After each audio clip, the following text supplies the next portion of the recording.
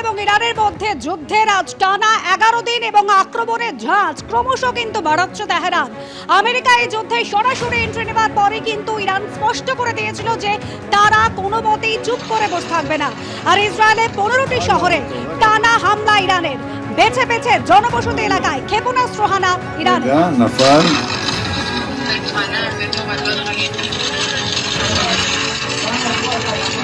הלאה אותו, רק הפנים.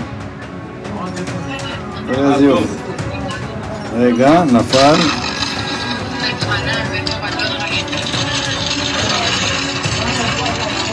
הלאה אותו, רק הפנים. זהו. רגע, נפל.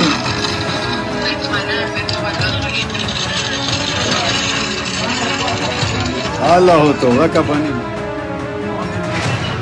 זהו. רגע, נפל.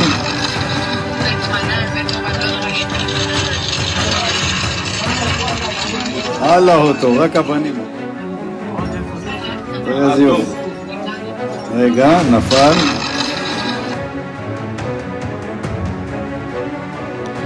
একের পর এক শহরের আগে যে ছবি দেখাচ্ছ আপনাদের, একেবারে ইরানের তিনটি পরমাণু কেন্দ্র, সেখানে হামলা চালিয়েছিল ইরান।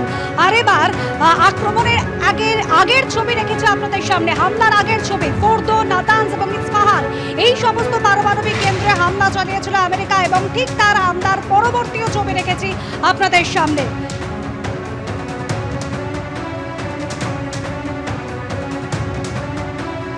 অন্যদিকে ইরানের কিন্তু পাল্টা প্রত্যাঘাত। তেল আভিভ, হাইফা শহরে বোমা ফেলেছে ইরান।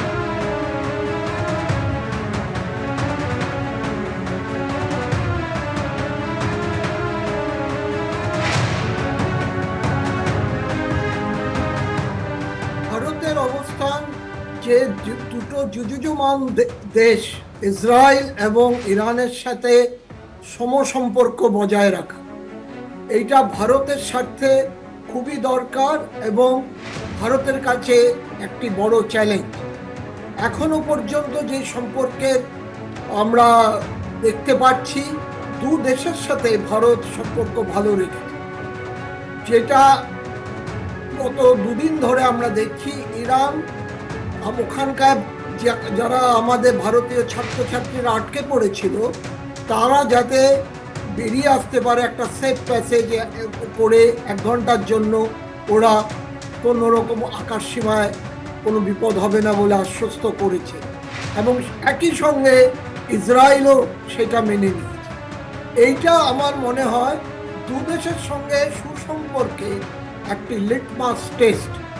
কিন্তু যুদ্ধ বড় জটিল ব্যাপার, কোন সময় কোন মোড় ঘুরবে সেইটা নিয়ে একটা সবসময় আমাদের কূটনীতিকবিদদের যতটা অ্যালার্ট থাকতে হবে, রাজনৈতিক নেতৃত্ব সেই ব্যাপারে নিশ্চয়ই সজাগ থাকবে।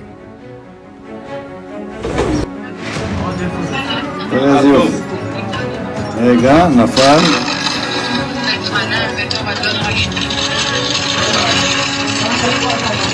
הלאה אותו, רק הפנים. זהו. רגע, נפל.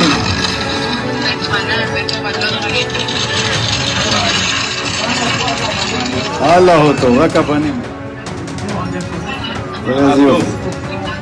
רגע, נפל.